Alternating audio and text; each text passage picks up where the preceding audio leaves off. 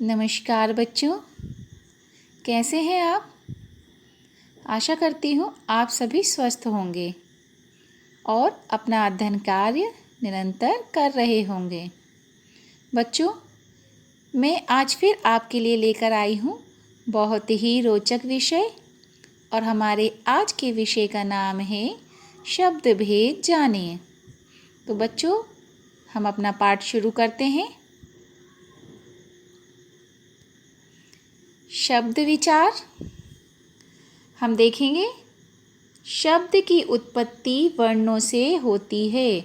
बच्चों, जैसा कि हम जानते हैं कि शब्द की उत्पत्ति, शब्द का निर्माण वर्णों से होता है। वर्णों के मेल को ही शब्द कहते हैं। दो या दो से अधिक वर्णों के मेल को हम शब्द कहते हैं।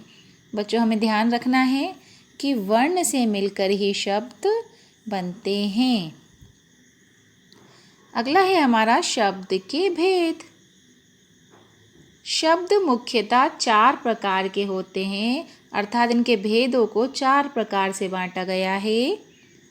पहला है अर्थ की दृष्टि से, दूसरा व्युत्पत्ति की दृष्टि से, तीसरा भाषा की दृष्टि से और चौथा है व्याकरण एवं प्रयोग की दृष्टि से। बच्चों, शब्द कई प्रकार के हैं, लेकिन 4 प्रकार की दृष्टि से इनका वर्गीकरण किया गया है। तो सबसे पहले अर्थ की दृष्टि में देखेंगे। अर्थ की दृष्टि से 2 प्रकार के शब्द होते हैं, सार्थक शब्द और निरर्थक शब्द।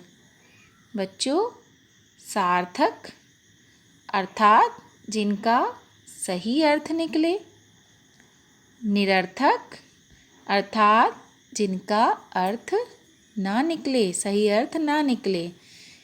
बच्चों, समझ में आ रहा है आपको?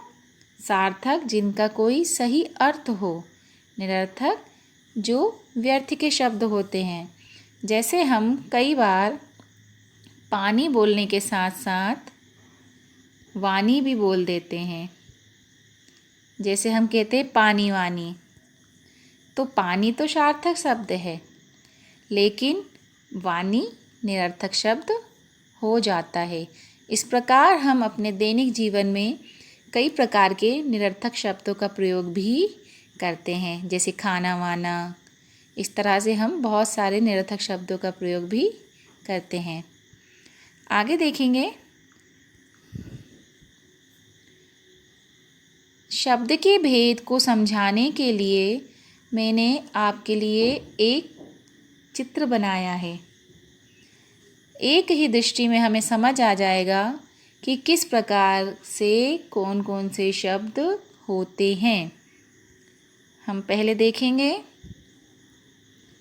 शब्द के भेद में 4 प्रकार से इन्हें वर्गीकरण करा गया है। अर्थ की दृष्टि से, व्युत्पत्ति की दृष्टि से, भाषा की दृष्टि से और प्रयोग एवं व्याकरण की दृष्टि से। अर्थ की दृष्टि में हम देखेंगे 2 प्रकार के होते हैं शब्द, सार्थक शब्द और निरर्थक शब्द। व्युत्पत्ति की दृष्टि से शब्द के 3 प्रकार हैं, 3 भेद हैं, रूढ़ शब्द, यौगिक शब्द और योग रूढ़ शब्द। बच्चों, इनको हम विस्तार से पढ़ेंगे अभी। भाषा की दृष्टि से शब्द के 4 प्रकार होते हैं, तत्सम शब्द, तद्भव शब्द, देशज शब्द और विदेशज शब्द। इन्हें विदेशी शब्द भी कहते हैं। और प्रयोग और व्याकरण की दृष्टि से शब्द होते हैं विकारी शब्द और अविकारी शब्द। इस प्रकार आप शब्द के भेद एक ही नज़र में देख पाएंगे। बच्चों, आप अपनी कॉपी में भी इसी प्रकार चित्र बना लेंगे ताकि आपको वर्गीकरण अच्छे से समझ में आ जाए कि कौन सी दृष्टि से शब्द के कितने भेद होते हैं। और ये प्रश्न भी पूछा जाता है कि अर्थ की दृष्टि से शब्द के भेद बताइए, या भाषा की दृष्टि से शब्द के भेद बताइए, या उत्पत्ति की दृष्टि से शब्द के भेद बताइए। तो इस प्रकार ये हमें जानकारी होना चाहिए। हमारा अगला पेज है व्युत्पत्ति की दृष्टि से शब्द के भेद। आप ज़रा ध्यान से सुनेंगे, ये बहुत ही इम्पोर्टेंट है। पहला है रूढ़ शब्द, दूसरा है यौगिक शब्द और तीसरा है योग रूढ़ शब्द। रूढ़ शब्द में वे शब्द जिनके टुकड़े करने पर इस प्रकार के शब्दों के अंश प्राप्त हों जिनका कोई अर्थ ना निकले। बच्चों, साधारण सी बात है कि वे शब्द जिनको हम टुकड़े करते हैं और टुकड़े करने पर जो टुकड़े होते हैं उनका कोई अर्थ ना निकले, वे शब्द रूढ़ शब्द कहलाते हैं। जैसे उदाहरण में दिया है कमल। यौगिक शब्द वे शब्द जो दो या दो से अधिक शब्दों के योग से बनते हैं। उन शब्दों के अलग अलग कुछ अर्थ भी होते हैं। अर्थात अगर हम इन्हें अलग अलग करें, दो शब्दों के योग से बनते हैं, अगर हम इन्हें अलग अलग करें तो अलग अलग करने पर भी कुछ ना कुछ अर्थ अवश्य निकलेगा। देखो ज़रा, पर्वतारोहण, इनको अगर हम अलग अलग करेंगे तो पर्वत और आरोहण, दो सार्थक शब्द इसमें निकल कर बाहर आ रहे हैं। योग रूढ़ शब्द में देखेंगे बच्चों, जो शब्द दो या दो से अधिक शब्दों से मिलकर बने हों तथा जिनका अर्थ निश्चित होता हो। बिल्कुल पढ़ने में हमें यौगिक जैसा लग रहा है, लेकिन आप विशेष बात देखिए, जिनका अर्थ निश्चित होता है। एक विशेष अर्थ निकलता है बच्चों, इसमें अर्थ निश्चित होता है। जैसे हमने कहा हिमालय, तो हिमालय एक विशेष पर्वत का नाम है। हम सभी पर्वतों को हिमालय नहीं कहते हैं। जलज, जलज हम कहेंगे जल से जन्मा हुआ, तो जल से जन्मा हुआ अर्थात कमल, हम कमल को ही जलज कहते हैं। इस प्रकार इनका अर्थ निश्चित होता है। भाषा की दृष्टि से,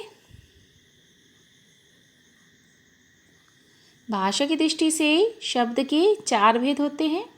तत्सम शब्द, तद्भव शब्द, देशज शब्द और विदेशज शब्द। तत्सम शब्द में देखेंगे बच्चों, संस्कृत के वे शब्द जो अपने मूल रूप में हिंदी में भी प्रयोग होते हैं। बच्चों, ये संस्कृत के शब्द होते हैं और ज्यों के त्यों हिंदी में प्रयोग कर लिए जाते हैं। जैसे गृह, वायु, विद्या, मयूर आदि संस्कृत के शब्दों का ज्यों का त्यों हिंदी में प्रयोग कर लिया जाता है। तद्भव शब्द, हिंदी के जो शब्द संस्कृत शब्दों के बिगड़ने से बने हैं। बच्चों, जब हम संस्कृत शब्दों का उपयोग करते हैं और धीरे धीरे संस्कृत शब्द का रूप बदलता जाता है और बदलने के बाद जो रूप हमारे सामने आता है वह तद्भव कहलाता है। अर्थात संस्कृत के शब्द का बदला हुआ रूप। उदाहरण है सूरज, आग, सांप आदि। अब आपके उदाहरण में आप देखेंगे, जैसे सूरज को हम सूर्य कहते हैं, आग को हम संस्कृत में अग्नि कहते हैं, सांप को संस्कृत में सर्प कहते हैं। लेकिन धीरे धीरे इनका रूप बदल जाता है और ये तद्भव का रूप धारण कर लेते हैं। तीसरा भेद है देशज शब्द। जो शब्द ना तो संस्कृत के हैं और ना अन्य भाषा के हैं, परंतु हिंदी में आवश्यकता के अनुसार बना लिए गए हैं। जैसे पेटी, पगड़ी, गाड़ी, थैला, खाट आदि, ये होते हैं देशी शब्द। इसी के विपरीत विदेशी शब्द, विदेशज शब्द। वे शब्द जो हिंदी में अन्य देशों की भाषाओं से आ गए हैं। अन्य देशों की भाषाओं से जो शब्द आ गए वे विदेशी शब्द कहलाते, विदेशज शब्द कहलाते हैं।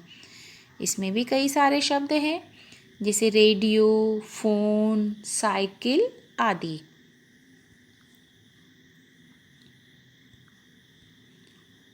अगला है प्रयोग एवं व्याकरण की दृष्टि से। प्रयोग एवं व्याकरण की दृष्टि से शब्द के दो भेद होते हैं, विकारी शब्द और अविकारी शब्द। बच्चों, विकारी शब्द के अंतर्गत भी मैंने कुछ भेद लिखे हुए हैं कि विकारी शब्द में कौन कौन से शब्द आएंगे। तो इनके अंतर्गत आपने संज्ञा पढ़ी होगी, संज्ञा, सर्वनाम, क्रिया और विशेषण। इन चारों से संबंधित जो जितने भी शब्द होते हैं वे शब्द विकारी शब्द के अंतर्गत आते हैं। इसके बाद अविकारी शब्द में क्रिया विशेषण, संबंध बोधक, समुच्चय बोधक और विस्मय आदि बोधक ये शब्द काय में आ जाएंगे? अविकारी शब्द में। परिभाषा देखिए बच्चों, विकारी शब्द जिन शब्दों के रूप वाक्य में लिंग, वचन तथा कारक आदि के कारण बदलते हैं तो उन्हें हम क्या कहेंगे बेटा? विकारी शब्द। जैसे बालक, बालिका, बालिकाओं, बालकों। बच्चों फिर से ध्यान देंगे, जिन शब्दों के रूप वाक्य में लिंग, वचन तथा कारक आदि के कारण बदलते हैं। बच्चों, वाक्य में अगर लिंग अलग है, स्त्रीलिंग पुल्लिंग है, तो जैसे हम बालक बोलेंगे, अगर स्त्रीलिंग है तो बालिका बोलेंगे, और अगर बहुत सारी बालिकाएं हैं तो हम बालिकाओं कहेंगे, बहुत सारे बालक हैं तो हम बालकों कहेंगे। तो ये सारे शब्द विकारी शब्द में आते हैं। बच्चों, विकारी का अर्थ ही क्या होता है? विकार उत्पन्न होना। अविकारी, अविकारी शब्द में देखिए, जिन शब्दों के रूप वाक्य में कभी परिवर्तित नहीं होते, इनका रूप परिवर्तित नहीं होता है, उन्हें अविकारी या अव्यय शब्द कहते हैं। बच्चों, इसे अव्यय शब्द भी कहते हैं। जैसे धीरे धीरे, इधर उधर, कम अधिक आदि। एक बार फिर से हम दोहराएंगे। शब्द के भेद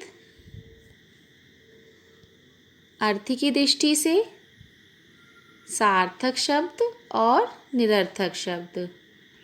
व्युत्पत्ति की दृष्टि से रूढ़ शब्द, यौगिक शब्द और योग रूढ़ शब्द, तीन भेद होते हैं। भाषा की दृष्टि से तत्सम शब्द, तद्भव शब्द, देशज शब्द और विदेशज शब्द, चार भेद होते हैं। और प्रयोग की दृष्टि से, व्याकरण की दृष्टि से विकारी शब्द और अविकारी शब्द।